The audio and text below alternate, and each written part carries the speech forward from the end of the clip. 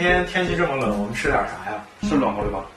莫非你说的是就是重庆火锅？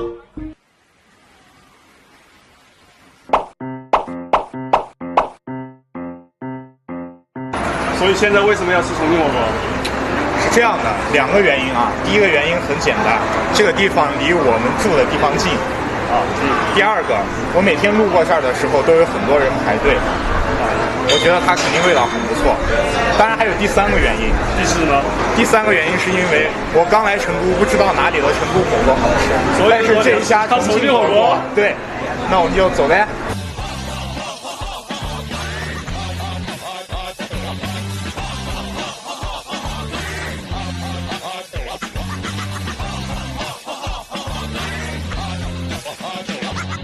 新鲜的鸭肠要七上八下，大脑的毛肚儿要多烫几下，吃了老火锅喝点老饮茶，保证你娃第二天走。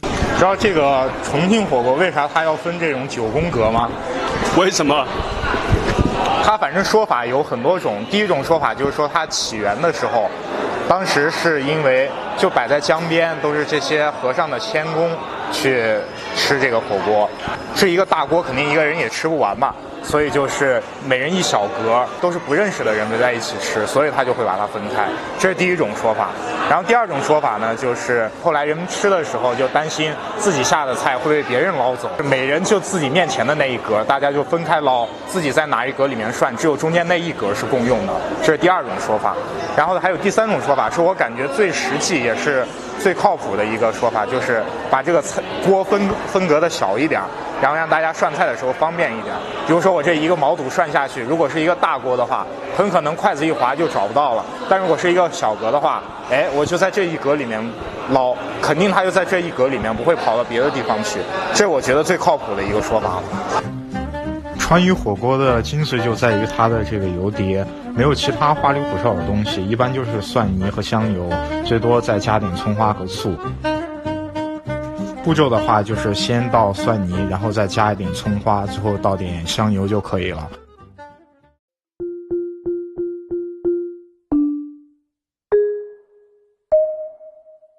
我们点的这个菜也上的差不多了，有老肉片、腰花、雪块、贡菜、黄喉、毛肚，还有一些我们平常吃饭的时候经常点的这个配菜。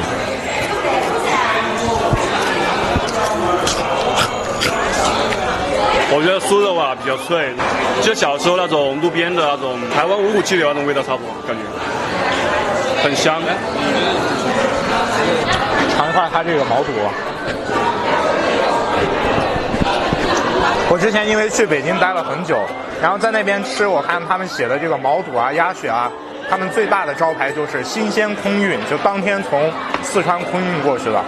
那说明什么？这边的毛肚主要是特别新鲜，另一个呢，它煮完之后吃的特别有嚼劲的感觉，本身是没有什么味道的，它在锅里面煮了之后裹上火锅这个辣油的味道，然后再结合你这个油碗里面香油还有蒜泥的这一个味道。关于这个鹅肠的话，大概就是7上8下，然后差不多就可以了。鹅肠的话，大概比鸭肠要脆一点，吃的话没什么太多的怪味道，但是我觉得这个东西最重要的是要处理干净就可以。这贡菜吃就很脆，有些很软，但是它吃的就是那种咬一口里面还有汁水。最开始是干的，但是我不知道为什么，它可能是放在锅里面煮了之后，它就有水分，然后我就觉得吃的特别舒服。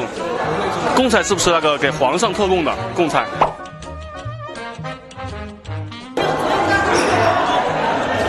这个老肉片也是这边川渝这边火锅的一个经典代表，就是因为其他地方呢吃这个火锅，它主要涮的是牛羊肉，很少有单独涮猪肉的。这个老肉片呢其实是猪肉，这也算是这边的一个特色。